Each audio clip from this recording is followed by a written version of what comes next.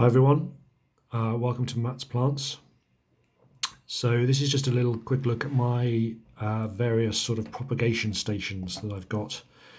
Mostly, if I'm totally honest, in my home office. Obviously everyone's working from home at the moment. So I spend sort of my breaks, my coffee break and my lunch break, playing with my plants basically. So this is just a small, this is my oldest one. This is just a small sort of plastic terrarium that I got from a well-known homeware store. It's dusty, it's fairly knackered, but it does the job. So we've got in here at the moment, we've got Begonia bipinnaphidea. We've got several of those because I've just divided my big one up. Which is why you might just see the remains of a flower on there. I think my big one had got far too leggy and uncontrollable, rather like myself. So I've divided it all up and propagated it. So I've got 1, 2, 3, 4 of those. So most of them were shoots that have been put into my standard Begonia mix, which is just perlite and multi-purpose compost. This was just the bits that fell off. So there's several in there, a bit of stalk, God knows what else, and that's just in sphagnum moss, which probably needs to be a bit moister. This is an offcutting of one of my Begonia pavonina, which I'm hoping will root. It was essentially that both the leaves had come off, so it's not it hasn't grown yet, but I'm hoping it'll do something. This is one of my earlier Begonia pavonina, which obviously is growing, is rooted, and shortly will probably be put in a pot and given to the mercy of the UK postage system and sent to somebody who wants it. I've got lots that size. I've got like 10 rooted plants that size. It doesn't look very blue on this. It kept in quite low light because there's no light over this propagation. This is a Begonia listada. Again, I tend to keep one of these on the go at all times. They're nice to send off to people. There's battered leaf, obviously it has sprouted and is growing. They tend to grow quite quickly once they take. I gave one of those ages ago to a friend of mine who'd never grown tropical begonia in her life. She's now got several. This one is also going to her, I think, probably, because this one's not worth anything. It's just a Begonia Rex. So Dawn, if you're watching this, this is what you're getting. Begonia Rex Cheo, I think. It's really nice. I've just repotted the big version of this, which I might bring in. Ooh, don't come out.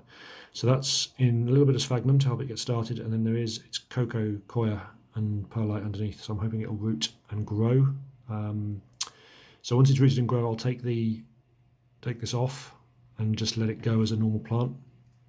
Maybe put a bit more coir in it because it's sunken a little bit before I hand it off to someone who is a rather excellent chili grower but doesn't grow many begonias. So that's the small one. Now I have to get the lid back on without damaging anything. Yeah, don't damage the pavonina. I've seen someone selling those for 40 quid on eBay and they're not much bigger than mine. It's I mean, the thing is, I know they're rare species, but they're not particularly difficult to propagate. I always feel slightly guilty. I spent quite a lot of money buying seeds because it was a species I wanted to grow. I grew it. It grows relatively well, slowly, but relatively well for me. And then, yeah, you just propagate the hell out of it.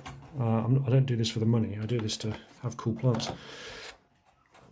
This is my other propagation station. This is my eggbox, the eggbox of joy. Absolutely brilliant because it keeps the humidity up. It's see-through, lined with sphagnum moss. So again, these are all, well, no, they're not all, largely Begonia pavonina, as you see coming out. I'm going to start some more of these. They're beautiful plants. I really like those. Another bipinnaphidea, and that is a cephalotus, the carnivorous plant that's in one of my earlier videos. Again, I always tend to have a couple of those on the go. I had a big one some time ago that got absolutely huge and then just keeled over one day. It had mildew, powdery mildew, and although it got treated, I think it just weakened it and it just went, no, had enough. I've got four in my office at the moment on the shelf. They grow really well. Plus I've got a couple in the Highland, which is okay this time of year, but it's probably ever so slightly too cold for them come the winter months. but I always tend to keep one or two of those on the go because it's one of my favourite plants. They look so funky. You see my earlier video growing carnivorous houseplants on a windowsill, and you'll see those. The other propagation station is hideously ugly, so I'm not going to show you all of it. I'm just going to show certain plants. The selaginella serpens, I think you've seen.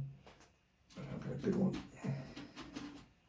We showed that in another video. I've got several selaginella serpens which I really must give away. This is a selaginella erythropus, which grows really slowly for me. I don't know whether I'm doing something wrong with it. It does grow.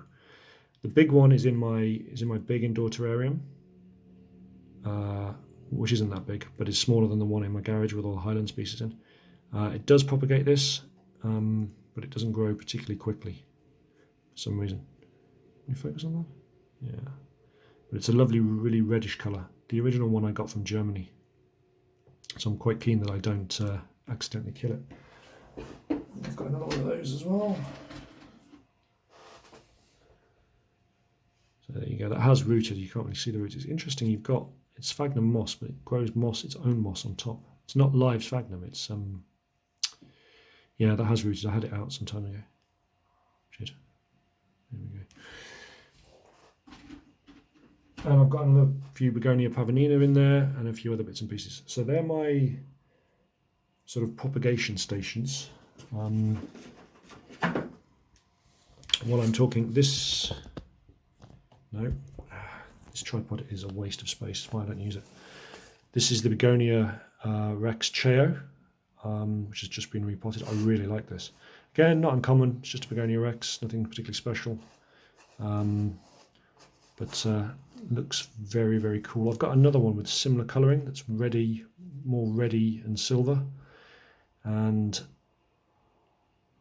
yeah, it doesn't seem to grow that well for me, but this is done really well. There we go. So they are my propagation stations, and when stuff makes it, it gets transplanted into the planted tank, which is in my other video, or into the unplanted tank, which is going to be the feature of my next video. I think I was going to do it after this one, but I'm up to 7 minutes, so I think this will do. Okay, everybody, take care, and more videos soon.